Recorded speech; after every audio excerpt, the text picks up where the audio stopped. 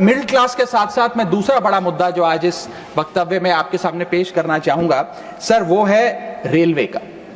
Sir, railway का एक अतिरिक्त बजट आया करता था जिसकी प्रथा बंद हो गई। आप इस भारतीय रेल की महत्व इसी चीज से समझ सकते हैं कि उसके लिए एक अतिरिक्त बजट सदन में पेश किया जाता था। क्योंकि अब रेल बजट पेश नहीं होता तो उस पर व्यापक चर्चा भी नहीं होती। लेकिन इस वक्तव्य के माध्यम से मैं रेल बजट से संबंधी कुछ चीजें आपके सामने अवश्य रखना चाहूंगा। इस यूनियन बजट 2025-26 में माननीय वित्त मंत्री जी ने 2,55,000 करोड़ की फाइनेंशियल एलोकेशन रेलवेज की कैपेक्स के लिए मांगी है। ये 2009 से 2014 के बीच में लगभग 50,000 करोड़ होती थी, जो आज इतने गुना 5 गुना बढ़ के 2.5 लाख करोड़ से ऊपर हो गई है। तो इस पे व्यापक चर्चा अवश्य होनी चाहिए। सर, भारतीय रेल जो भारत की लाइफलाइन कहलाई जाती थी, आज उसकी स्थिति ऐसी है कि अगर मजबूरी ना हो तो शायद कोई यात्री रेल की ओर देखना भी ना चाहे। रेल जनता का रेल जरूर बना रही है और इसका कारण यह है कि भारतीय रेल को अपनी पीआर, सोशल मीडिया कैंपेन्स और रील्स ज्यादा पसंद है, ना कि रेल की सुविधाओं को कैसे बेहतर करना है वो पसंद है। सर, भारतीय रेल एक समय इस देश के 140 करोड़ आबादी का गौरव और उम्मीद हुआ करती थी, गरीबों का सहारा हुआ करती थी। लेकिन आज मैं बताना चाहता हूं कि भारतीय रेल की वो स्थिति है जो शायद ही पूरे सब कॉन्टिनेंट के तमाम रेलवे से अगर आप कंपेयर करें तो बद से बदतर होती जा रही है। सर, जितनी आबादी ऑस्ट्रेलिया की है, स्विट्जरलैंड की है, डेनमार्क की है, स्वीडन की और अन्य देशों की है, उससे ज्यादा लोग भारतीय रेल में रोज सफर करते हैं। सर, इतना महत्व है भारत की रेलवे का। लेकिन कई बड़ी चिंताएं आज भारत के एक आम रेल यात्री को सता रही हैं, जो मैं चाहूंगा इस बजटरी एलोकेशन के माध्यम से वित्त मंत्री जी और रेल मंत्री जी इसे एड्रेस करें। पहला है सर, घटती रफ्तार और बढ़ता किराया। सर, जहां दुनिया की ट्रैवल की रफ्तार बढ़ रही है, वहीं भारतीय रेल जो हमारी लाइफलाइन है उसकी रफ्तार घट रही है। पहले तो सर शताब्दी और राजधानी की स्पीड कम कर दी गई ताकि वंदे भारत की स्पीड बढ़ा दी जाए और उसको फास्टेस्ट ट्रेन घोषित किया जाए। लेकिन अब जून 2024 की रिपोर्ट बताती है कि वंदे भारत की भी स्पीड को कम कर दिया गया है। बताया जा रहा है कि हमारे रेल ट्रैक्स उतने पर्याप्त नहीं है कि इतनी तेज रफ्तार पे वंदे भारत भाग सके।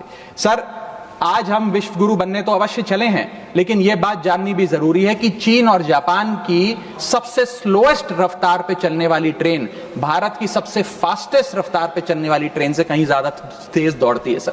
और अगर रेल धीमी होगी तो देश की इकोनॉमी, देश की अर्थव्यवस्था का चक्का धीमा चलेगा। और किराए की तो सर क्या ही बात करें, जिस वंदे भारत का प्रचार रेल मंत्री जी करते थकते नहीं हैं, आज उस वंदे भारत का किराया इतना है कि गरीब आदमी छोड़िए, आम आदमी भी उसे अफोर्ड नहीं कर पा रहा। सर, वित्तीय वर्ष 2013-14 में एवरेज फेयर पर पैसेंजर पर किलोमीटर 32 पैसे हुआ करता था।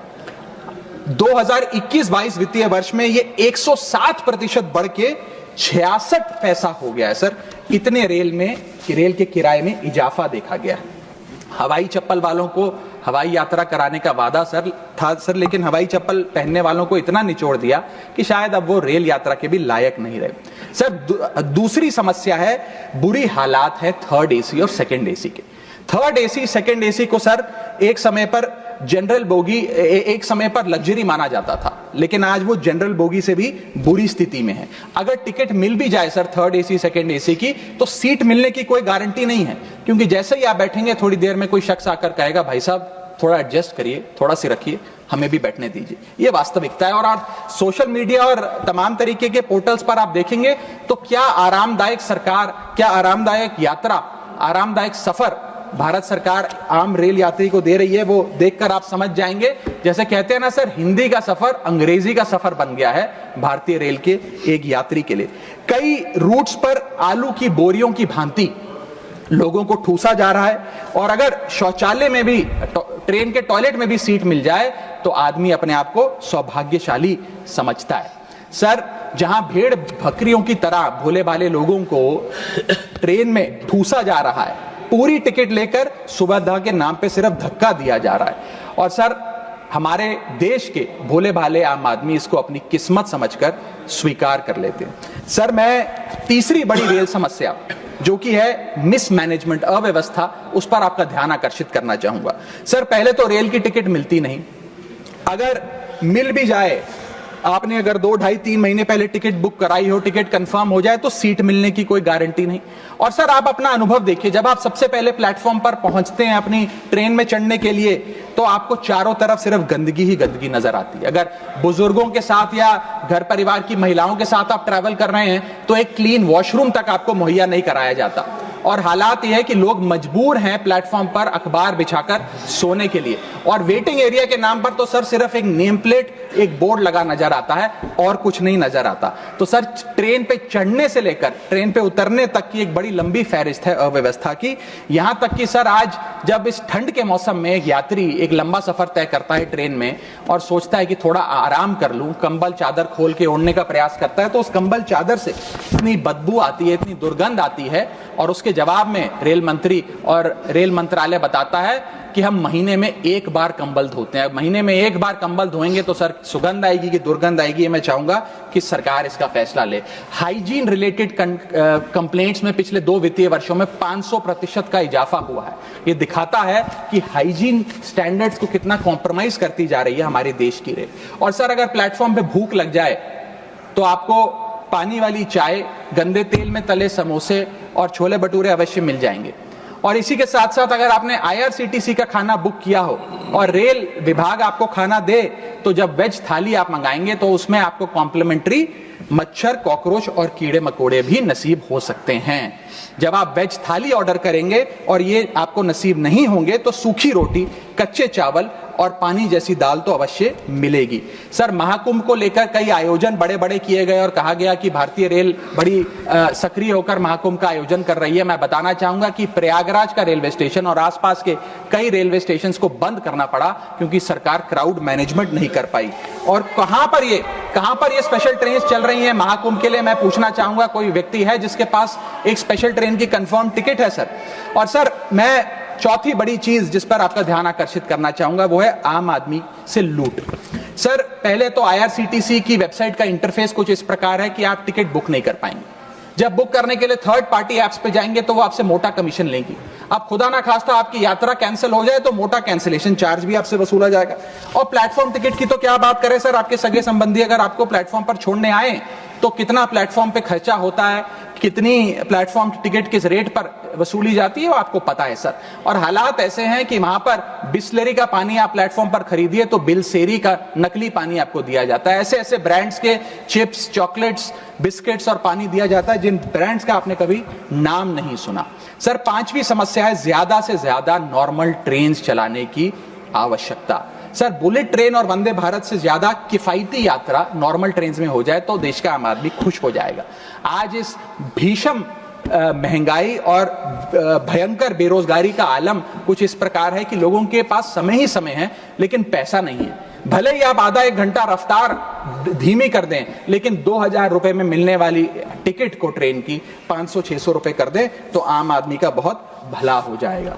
सर इसी के साथ साथ मैं बुजुर्गों की बंद हुई सब्सिडी पर भी आपका ध्यान आकर्षित करना चाहूंगा। 2020 में सरकार ने बुजुर्गों को मिलने वाली रेल टिकट पर जो सब्सिडी थी वो बंद कर दी, जिसके चलते सरकार ने काफी ढोल बजाकर कहा कि वित्तीय वर्ष 22-23 में उन्होंने 2242 करोड़ पैसे 150 मिलियन सीनियर सिटीजन से वसूल किए हैं, यानी कि 2200 करोड़ की रेलवे की इनकम में इजाफा हुआ। अब बताइए सर, क्या हम अपने बड़े बुजुर्गों की हड्डियां निचोड़कर भी पैसा वसूलेंगे? पूरी जिंदगी भर काम करने के बाद एक सीनियर सिटीजन सोचता है कि रिटायरमेंट के बाद तीर्थ करने जाऊंगा, धार्मिक स्थानों पे जाऊंगा, लेकिन आज हम ये सब्सिडी बंद करके उन पर महंगाई का एक बड़ा बर्डन डाल रहे हैं। मैं वित्त मंत्री जी को और रेल मंत्री जी को कहना चाहूंगा कि अगर ये बड़े बुजुर्ग तीर्थ यात्रा पे जाएंगे तो शायद आप ही के लिए दुआएं मांगेंगे। सर इसी के साथ साथ मैं रेल और जनता की सुरक्षा, ये मेरा आखिरी पॉइंट है सर, इसके टुवर्ड्स भी आपका ध्यान आकर्षित करना चाहूंगा। सर पहले सुरक्षित यात्रा की गारंटी हुआ करती थी, आज कोई गारंटी नहीं। रेल मंत्री कहते हैं हमने कवच सिस्टम नाम का एक नया सिस्टम लागू किया है जिससे अब रेल दुर्घटनाएं बंद हो जाएंगी। सर क्या 1 महीना भी ऐसा बीता कवच सिस्टम लागू होने के बाद जब रेल दुर्घटना का कोई समाचार हमारे पास नहीं आया? सर बीते 5 सालों में 200 से ज्यादा रेल एक्सीडेंट्स हुए हैं जिसमें 400 से ज्यादा लोगों की मौत और अनगिनत लोग इंजर हुए हैं। CAG की वर्ष जो अभी रिपोर्ट आई वो बताती है कि वित्तीय वर्ष 2018 से 2021 के भीतर जितनी भी ट्रेन एक्सीडेंट्स हुए उसका 75% कारण लैक ऑफ ट्रैक मेंटेनेंस, यानी कि रेल ट्रैक की मेंटेनेंस में जो कमी है उसकी वजह से रेल की दुर्घटनाएं हो रही हैं।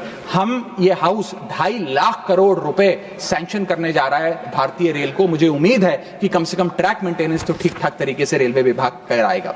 सर, इसी के साथ साथ जितनी भी ये समस्याएं बताई गई हैं, अगर रेल मंत्री रील से ज्यादा रेल पर ध्यान दे तो अवश्य इसका इलाज हो जाएगा। मैं 4 पंक्तियां एक आम रेल यात्री के अनुभव को एक्सप्लेन करते हुए आपके सामने पढ़ना चाहूंगा। सर, अजब गजब चल रहा है रेल का खेल, हमेशा गाड़ी लेट तो कहीं ब्रेक फेल, महंगी टिकट के बाद भी सीट मिलने की आस नहीं, सुरक्षित पहुंच जाएं इस बात पर विश्वास नहीं, भिड़ रहे हैं ट्रेनें, मर रहे हैं लोग, रेल मंत्री लगा रहे हैं अमृतकाल का भोग, बुकिंग से लेकर टिकट कैंसिलेशन तक दर्जनों टैक्स का जाल, भेड़ बकरियों की तरह ठूसे जा रहे हैं लोग, कैसे मनाएं अमृतकाल।